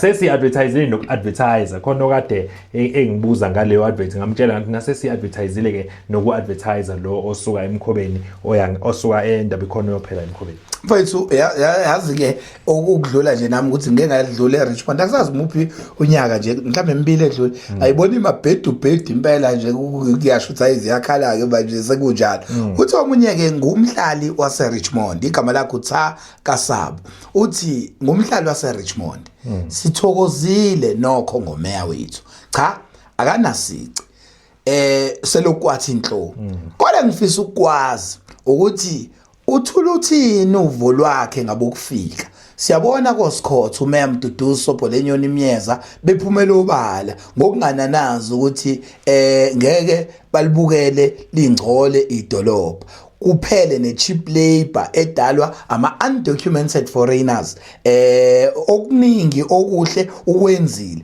kodwa njengamanje ufisa ukwazi-ke mfowethu ukuthi wena ngempela uthini ngoba abaningi bathi abahambe wena uthini-ke uvo lwakho ngiyambonga umhlali lo wase-Richmond wani oqale ancome asho-ke ukusebenza kukameya njengoba besho ukuthi uyasho okuningi okwenzile uyasebenza kana uCobo kuyasithobisa lokho siyafisa ukuthi siqhubeke sikhule sibe ama government leaders that are credible and ethical emehlweni abantu senze kahle sibonwa senze kahle noma singabonwa kule yabantu bokufika ngingomunye wemeya la KwaZulu Natal engishaya isifuba ukuthi we are very robust in terms of acting against abantu bokufika we are very committed to the cause of ensuring ukuthi abantu bokufika ikakhulukazi laba aba undocumented we root them out endaweni zethu kodwa naba documented abadocumenteliwe ukuthi bayo owner idolo uma ngabe kuukuthi nje une asylum seeker ethi wena uzosebenza ayisho ukuthi ke yiba nesitolo bakhona nje kulenyanga edlule sibophe abangaphezulu kuka30 ukuthi eRichmond sithathe iapproach within the ambit of the law umehluko lapho correct uma ngithi within the habits of the law Yeah. silandela i-constitution yase South Africa, Okay. silandela u-Immigration Act number 13 of 2002. Okay. Uyasho ukuthi bakhona bokufika abakwaziyo abama foreign national othola ukuthi banobuzwe noma banamaphepha banama valid passports or permits or asylum seeker abavumela ukuthi ba operate noma abanye bazela ngokuzofunda. Angithi ukhumbula ukuthi kusazoyikusuka umuntu wethu athi uyofunda eChina. Okay. Yabo uyobe lo muntu ke enamaphepha ukuthi afunde kephi eChina. Kodwa esingabafuni kakhulu engifuna ukuba clear kona. Yile yalaba abasuka la bese beba namaphepha ukuthi bazosebenza uthola ukuthi sebe owner izitolo basidayisela noma drugs labo abahambe kwangempela asikusho ke lokho theoretically ngizibambela mina mathupha ngifake ibhuzu mangisuke ngiyalapha ngifake nalamahembe ngifake ibhuzu ngifake usiyasebenza ngifake ikepisi lami nezasa bakwazi abantu base Richmond ukuthi uyayingena ngena kwi profile yami ungena kwi profile yase Richmond asigcini ke manje nedolobheni kuphela ngisho siyathuthuka sibophe kakhulu esiyathuthuka sabopha kakhulu esilahla naseyindaweni zasemakhaya ePhatheni ngibuya khona enhlazuka ngibuya khona eindaweni zasemakhaya eHopewell sibuya khona kodwa engingakusho kule abantu bokufika rather than sipoint uhulumeni nathi sabantu ekhaleni yes lapha emakhaya ngithola ukuthi ama container awabekiwe esiqangalaleni abekwe emzini nomuntu uthothi lo bhala ku Facebook uthi nithi ngabe ukufika cha uyena ntambama futhi oyophuza kaJohn nakaBilal yabo uJohn noBilal uyamnikeza izinto mahala abokufika sebedayisa ngisho utshwala bengenawo ama license kwezinye zezindawo yabo abokufika badayisa uthola ukuthi badayisa izinto ezingekho compliant to health and environmental standards ekufanele sicomply sonke kuwona yabo including hygiene uthola ukuthi bamix izinto indlela abayibeke ngayo bese bedayisa izinto ezigulisa abantu ngingasho nje ngithi ayikho indawo esingezuyihamba ngoba icampaign yethu asiyenzanga thina izolo asiqalanga izolo asiqalanga wana sekunale sisiphithiphithi sokuthi bayaxoshwa ngendlela ezinye inhlangano engengayimenshina ezibaxosha ngayo kodwa engifuna ukusho kunomthetho South Africa ngizokwenzela isibonelo khona enye intokazi eyake yathathwa nje kusho ukuthi hype eyayikade ikhona kuluthwa la eSouth Africa yabo kuluthwa umholi thizeni waye nenkinga zakhe ebhekene nomthetho yabo kwakhona omunye wathi hayi eSouth Africa akuluthwe noma akwenziwa ama actions athile ngiya ekutheni umthetho mawusukulandela awulandeli igroup ulandela wena siyabonga Mpungose ukuthi kwi Facebook post yakho you shared these sentiments and you were violating this certain clause nale certain clause so engizama ukwenza mina qobo lwami as ummeli angibafuni as ummeli kodwa uma sikwenza njenganohulumeni sikwenza ngokubambisana thina sisuke sisebenza no SAPS efike no POP na yonke security cluster sino immigration services wa Department of Home Affairs because masingena esitolo not everyone have got a right yokungena access yakubuza ubuzo bakho ngizokwenzela nje isibonelo ukuthi kunothisha neshow akamngadi ngasibona isibongo sakhe I think wasemthwalume mangaphosisi wayo stationary eThekwini kanti kunale campaign ekhona ngenxa nje yebala lakhe elithanda ukuzotha babe sebem-attack bethi hayi siyakubona ukuthi ukufika bla bla bla bla bla lo thisha uvule icase enkantolo so ngizama ukuthi siyenze sibheke ngoba umthetho awulandeli igroup ulandela wena manje yazi meya why ngibuyela kulento kwena kakhulu ukuthi bengiyenza kwesinye isikhathi kona ama podcast ngibe nabo abaholi from your organization because we represent ANC ngobula as much as ngilandela ukuthi ukhuluma ngokubumeya wase Richmond kodwa bengingezwa abaningi babo bakhona bebecaca ukuthi bamiphi niyenza kanjani phonini ukuthi izwi lenu likhulume ngokungafani ngelini la ngomunye ayibe ngendlela namhlanje ngizwa ngalendlela oyichaza ngayo nenze njani ez organization ukuthi nikhulume ngezwe lodwa sazi ukuthi iNCT yona uma kukhulunywa ngale issue Njama ngikho kwiposition yokuyikhulumela iANC. Okay. Kodwa ngoba ngiyideploy iANC, ngayikhulumela indawo iANC engijube kuyona. Okay. Ngingasho ngithi ukhongolose kweminye yemhlangano esike saba nayo kade sine extended RGC. Sithenjisiwe umgcini mafa obambili noma wekomiti elibambili RTT umama uNomagugu Simelane ukuthi ukhongolose uyibukele eduze into yabantu bofika and will pronounce itself shortly wase egcizelela ukuthi omeya namakhansela must perform their statutory duties in collaboration with other government departments mandated ukuthi zenze leyo umsebenzi such as your South African Police Service, your Immigration Act, your Home Affairs, njalo local economic development, ama environmental health inspectors. Yilelo thimba ke mina engisebenza nale Richmond. Uma sifikile kuzivala zonke izitolo, abanye ke bayibathi hayi bayathathwa kodwa bayabuya.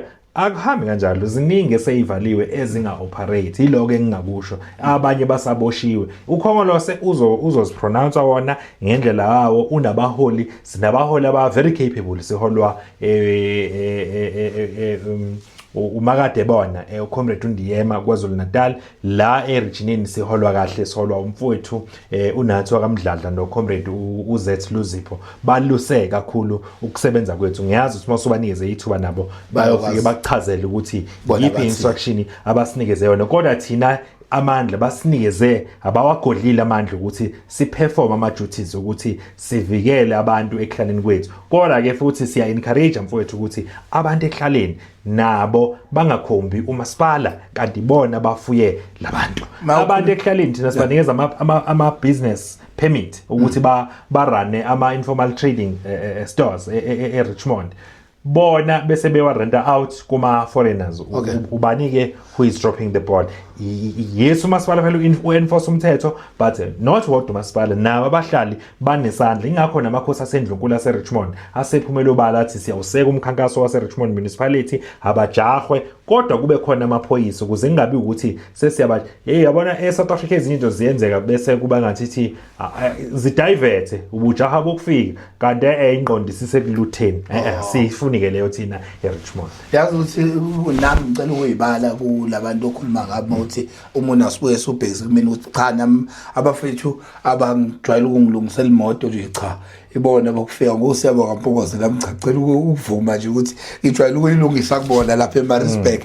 Amajita ayazi ukuthi ayike naye imoto yasiya bangilungisela futhi bangilungisela kahle, kodwa ke sithi asilandeni naye leaders sizwe ngani ukuthi nina niphawula ukuthini, because nasi nendlela esiphila ngayo umphakathi ukufakazela kulento oqeda ukukhuluma ngayo ngoba iningi lethu nathi siyabasebenzisa nje kakhulu abafethu futhi sinobudlelwane nabo iningi lethu. Okay, siyadlula meya usuyiphendulile le anti ngicabanga ukuthi ke le clip encane because yona ngiyisherayo izophinde isuse umkhulu futhi umsindo nokukhuluma. Nangu uMelusi Jikijela amajongosi Zuma umfoka Nxamalala uthi ngingumhlalo waseRichmond kuyena manje le Enhlazuka.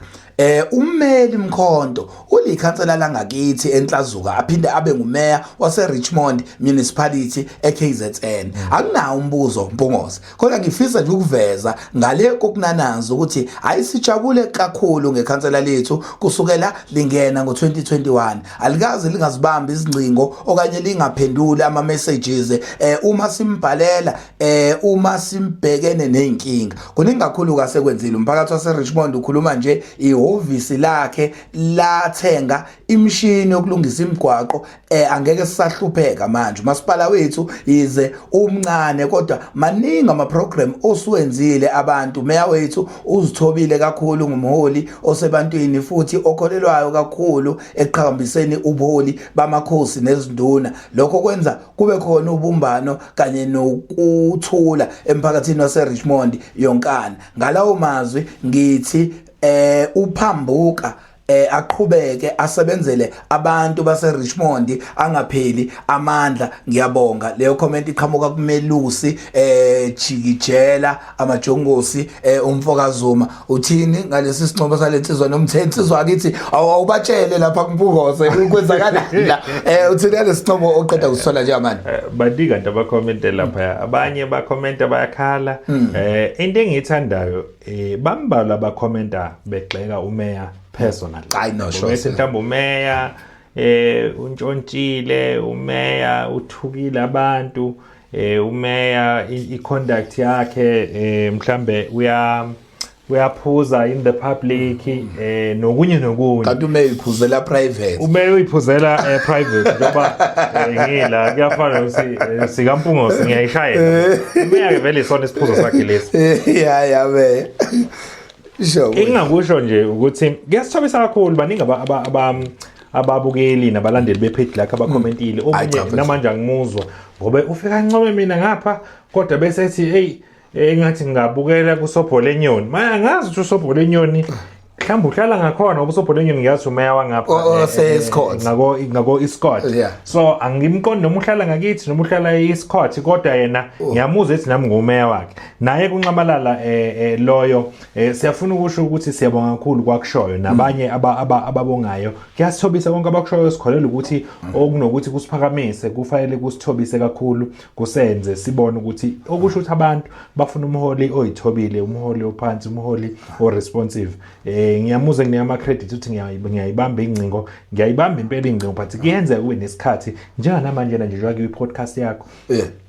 Ifoni yami ngifake ku flight mode. Uma usuku ungangitholile enginomehloko ngako ngiyebatshela abahlali ukuthi ngo7 o'clock ngena efonini ke ungitext noma ungifonele ngizolibamba ucingo. Uma ngabe kungenjalo ushiwa WhatsApp message ngizobuyela. Ngiyengithi ke ukustrainisha lento ye communication ngiyaccessible mina. Uyabona ummeli imkhonto ngisho ukuthi ulibonela ipage lami uzobona ukuthi ipage elibhizi kangakanani.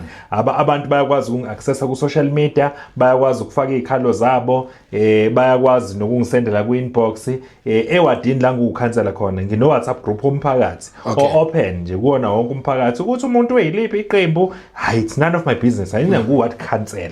Angiyena uparty cancel. Ngikhansela ideploy ANC ukuserve wonke umuntu despite of political affiliation yakhe. Uma nginamathuba omsebenzi ngiyamemezela lapha ku WhatsApp ngiwabhale na ku Facebook wami nako akamasipala ngize ngibashare le link ukuthi mawucabanga ukuthi kunomuntu ongekho kule group umnikeze le link khona bangabe kucishe ugesi ngiba-update ukuthi okay ugesi ucishiwe uyakhandwa, amanzi awekho ayakhandwa, njalo nokusebenza namakhosi uqinisile kunqamalala ikona okunikeza amandla amakhulu kakhulu ngoba amakhosi asendlunkulu nezinduna babaholi abanayo term of office njenganathi and bane authority that they command emphakathini.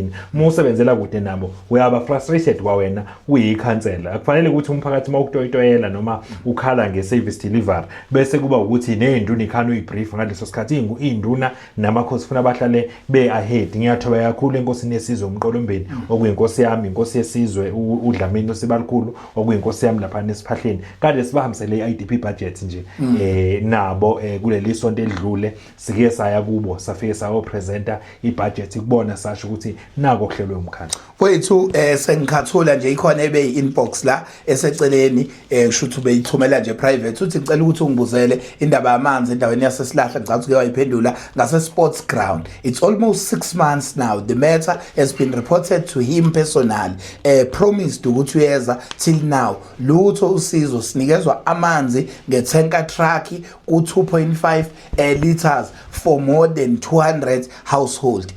Uyasazi simo sinjalo? Methi uhlala ngase sports ground eSilahla ngiyazi eSilahla.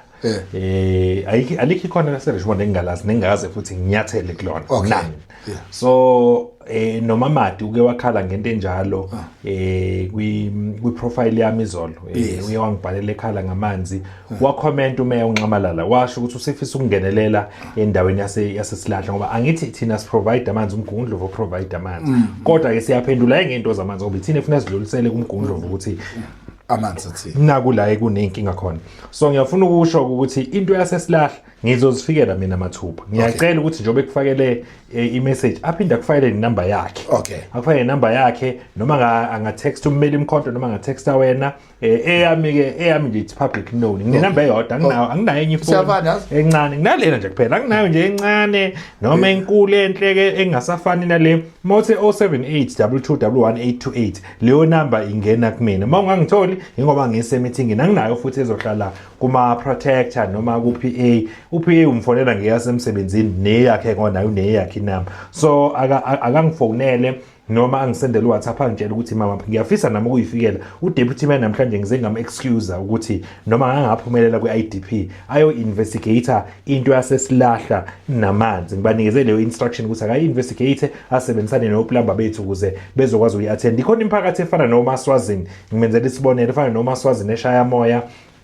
nako Nqoba Road abake bakhala ngamanzi ngambiza uNxamalala weza sa driver samba babili sobabili sasingena passage to passage sifuna ukuyibonela thina ngoba sasesikhathele ukuzwa ama reports asema boardroom sathi sifuna ukuyibonela thina nasesilahla ngiyafuna ukuthi siye noNxamalala siyoyibonela ukuthi inkingi ikuphi ngoba baningi abantu abakhala ngamanzi kodwa ke I'm grateful ukuthi uthi anjobe ngekho amanzi silethela ngetruck elithela ku2.5 liters into enhleke leyo epositive kodwa singafuni ibe permanent sifuna amanzi aphume kuphi ngompompi sibone ukuthi mhlambe uhlelo kaValavula lingabalekelela kanjani mafayile mhlambe ke balethela ithangi elinye elikhulu noma kuedwa amanye amathangi lokho ngizokucela futhi kumeya we district asilekelele wethu njengoba canti lokho futhi uyawuphendula nje seku in passing ubuzile ukuthi hayibhuti ngicela ungibuzele kumeya seRichmond ukuthi uhappy ngomgwaqo ngene Richmond oqhamuka ngakujantshi wesitimela ongena edropeni ngathi uke wawuphendula lo mbuzo ofana nalo so njengamanje mfethu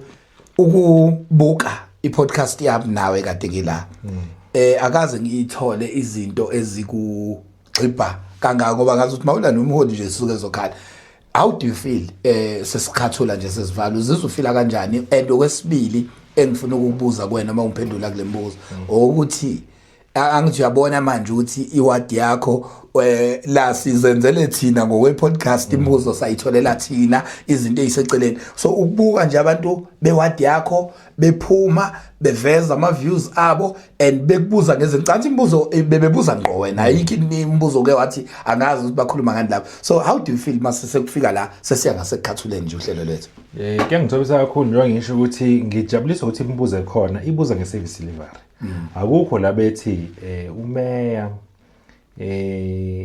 lo muzi esizwa kuthiwa uthengile ngemali yakamasipala yabo izinto ezisuke zipersonal lezo ezinye ke suke zama facts ezinye suke zama allegations because ngeke ngithi kulabo abasuke begxibwa kusuke ngama facts konke okunye kusuke kungama allegations asuke subject to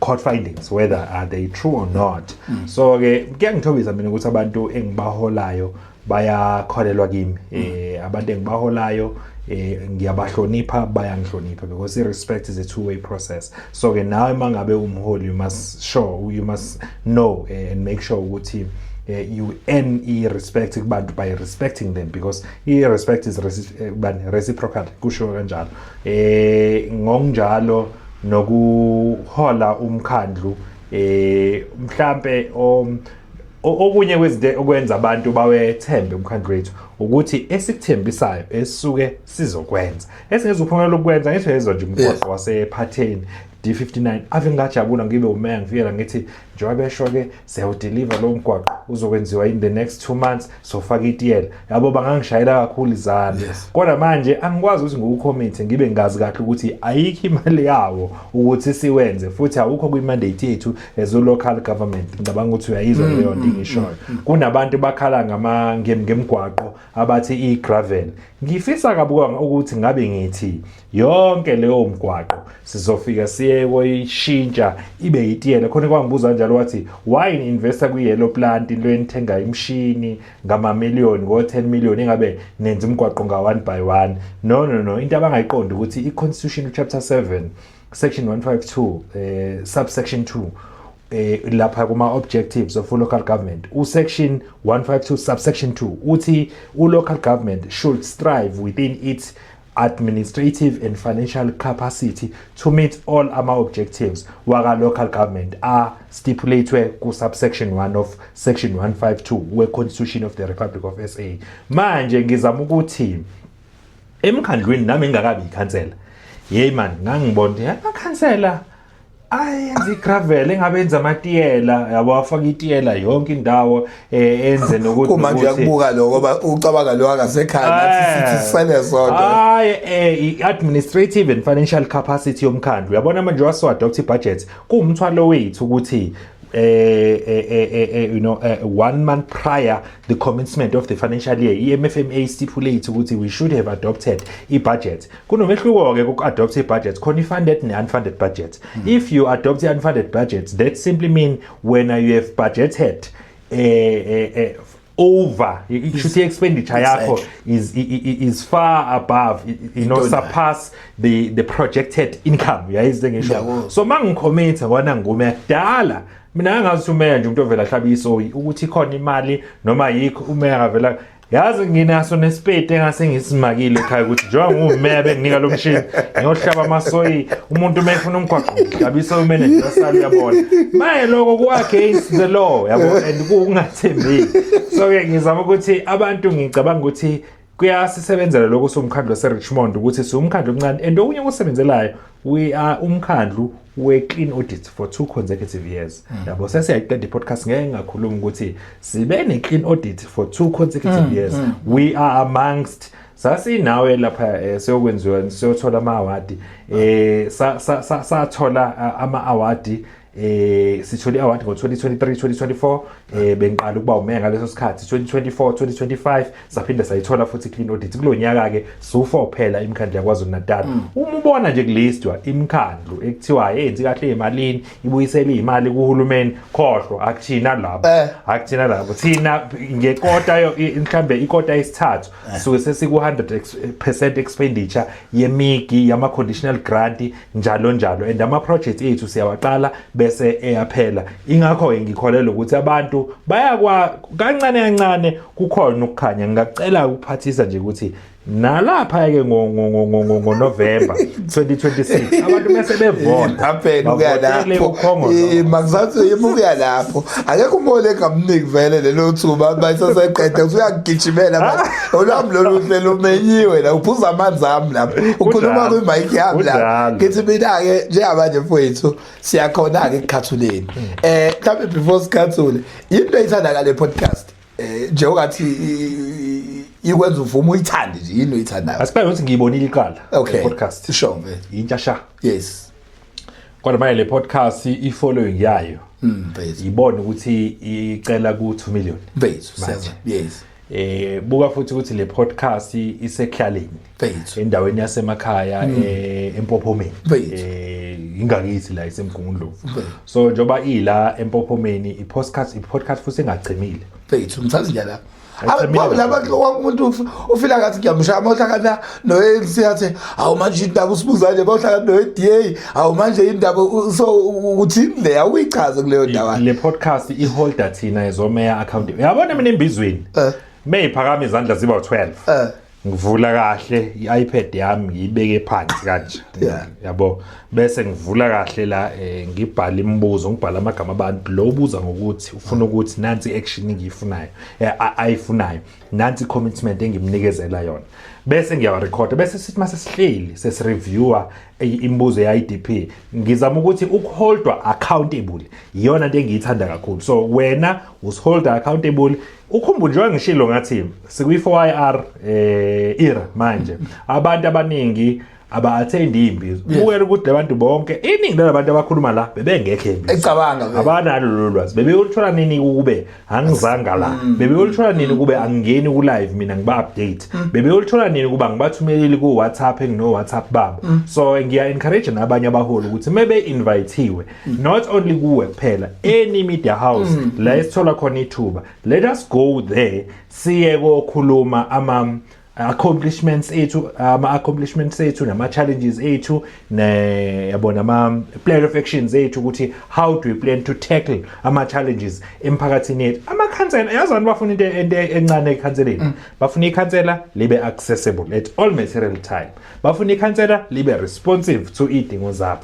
bafuna ikhansela ezoba trustworthy, lisebenze li-uphold ama-values of integrity, openness, transparency, accountability njalo. Sasingena isikhathi khankasa ke uyathini ke ngiyanika ukumholi kodwa ke ukadlula ku50 seconds. Mawubheke nale camera uqhuquzela abantu baqhubeke bavote inhlangano yakho. Abahamba abantu bayovotela inhlangano of their choice. Kodwa engingakusho mina njenga no mayor odeploye uKhongolose ngifuna ukusho ukuthi vele ziyoba khona ikhathi la uKhongolose uyo one siyafuna ukuxolisa owathi uKhongolose uyobusa kuze ubuye uJesu, siyamxolisela ukuthi washo kanjalo.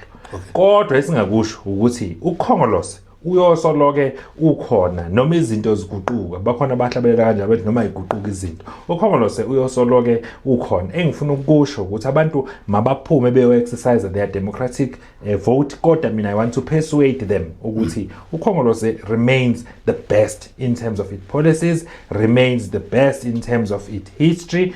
uKhongolose has demonstrated ukuthi usuwenzile 1 no 2 no 3 no 4. Abanye bathi abezovotela uKhongolose but bahlala izindlini ze RDP House. Awungena indlu ye-RDP House unogesi awufakelwa mahala, ufakelwa uKhongolose. Ongena ugesi kodwa unamanzi aseduze kwakhe awulethele uKhongolose. Yes, uKhongolose might have not yet maintained umgwaqo according to expectation yakhe, kodwa kuningi esikwenzayo nesesikwenzile. Engifuna ukusho njengamanje siholwa eprovincini, siholwa iGPU, ku-national siholwa iGNU. Engifuna ukusho ukuthi abantu they must align themselves, uyabo, ikakhulukazi umengameli uyihola kahle iGNU lapha yakuzwe lonke. Abantu ngiyafisa ukuthi mebe exercise the democratic vote, fanele bavote bekhumbule the liberators, the fallen heroes and heroines abakhulwa ilizwe abafana no Mandela, no OR Tambo and so forth. But intsha yalesi sikhathi ngifuna ukusho ukuthi isema university kuyimanje ifunda mina njengoba ngumeya ngiyiproduct kaNSFAS, ngiyiproduct yeBasari yawa social development. Angaze ngaze ngakhokha ngifunda ngalakhathi ngekho unemployed, bengikhokha njengamanje kade sengifunda eUniversity of Pretoria. So ngizama ukuthi ingwabe sengisebenza ke lapho. Abaningi basema university bayafunda mahala. uKhongolose usithwala singakuzalwa siyiswe mahala emakliniki siqukuzwe mahala. Ungakazalwa ungazi wena uma wakathola iservice for free kwamanye amazwe ayikho leyo nto. Uhambe esikoleni uye kofunda, ufike ufunde mahala free of charge ngalakhathi ufunda from grade 1 kuya ku grade 12. Awuyithengi incwadi uma ngabe ukuthi abazali bakho they do not afford futhi ufunde esikoleni esiyi-no fee school paid by ugovernment kaKhongolose. Uzophumeke esikoleni uyahola futhi ngaphezulu kwaloko uhola imali yokuthi ukhona, uniwa nje imali yokuthi ukhona wena in a form of child support grant. Angithi usemncane na 18 years kodwa nemali nje uyitholayo ukuthi ukhona iswa kuma wakho, aphinda azale enye ingane naye athola imali yokuthi ukhona ahambe kazafika euniversity afunde futhi ngo-NSFAS engeke ngithi umahala but njengana alikho elinye iqembu leliyoqhamuka naleyo policy ukuthi abantwana benzele u-National Financial Aid Scheme. So ke uma ngabe sebefunda lapho ku-NSFAS basuke bezofunda mahala baphume sebe emsebenzini. Ngizama ukuthi in terms of ukusiliberata abantu abasha baphume bonke abangaka-register, ikakhulukazi ngibanqanqa ukuthi ba-register manje ngoJune kuzoba ne-open registration, kodwa sekukhona nokuregister online. Abahambe ke baye ko-defender the hard-earned democracy yase South Africa kuzo zonke inkalo zasemgungundlovu neKwaZulu-Natal neSouth Africa yonke. Ubone mawunikeze India isipelo khuzana ukuthi alipheke kubaba kwasani baba no-ice cream sesabathe uthi uyayithola. Bafethu siyabonga kakhulu lohlelo bekade usibuka sithi know your leader. Siyabonga ukuthi don't forget to like, share and subscribe. Siyabonga kakhulu kumeya ukuthi athathe ithuba lakhe akwazi ukuthi azoba kanye nathi. So lokho siqhubekile ukulanda ama leaders from ama political parties ngokuhlukana kwawo ngaqinisakisela nje ukuthi kuleli isonto elishume kakhulu njengoba yathi sinome sophinde sibe nomunye umholi omusha oqhamuka kwi-MK Party, siphinde futhi Sunday sibe nabaholi abaqhamuka kwi-EFF. So ukonakele nje kulesi situlo koze koshaya sona lesi sikhathi sika mhla ka4 kuNovember. Siyabonga kakhulu kubafowethu abasilandelayo, siyabonga kubantu abathi bafundiswa yilolu hlelo ukuthi ezweni izinto zenzeka kanjani. Siyabonga weme kunento esibuye siyenze la yama debate. Are you ready masithola umeya mhlambe from elinye iqembu lihlale phansi nethi ukudebate udefend inhlangano yakho ready for i-debate? Ongibuzele umngane wami uPapas. Ufuna uPapas? Chris Papas useyiphosile inselelo umeya wase Richmond sekuzokhipha sengikhipha usuku. Meya Chris uyakucela ukuthi ufuna nibe sekhona esiphilini esishisayo uyicelele wena ke lentshali. Ubize nalo bathi umfo uSobho Nyoni. Abangani bethu by the way because sideploy ama political parties sonke ukuthi siseve. So we not enemies ukuthi nje senze izinto ngendlela engafani kodwa nje hayi mina phela angikungqanqi noma ungaletha muphi umeya umbekela singakwazi ukuthi sikhulume sidefend ama political parties akhe. Sinama achievements angefani, kukhona okuhla kwenzile, akhona ama challenges anawo, kodwa engifuna ukusho umhlali wala impophomeni abanye babo basikhumbula African National Congress abanye babo. Okay. Manje ke siyabonga kakhulu, siyabonga kuwena osibukelayo, siyabonga babman Sharp Matarala, siyabonga kuMatarala oshuthayo.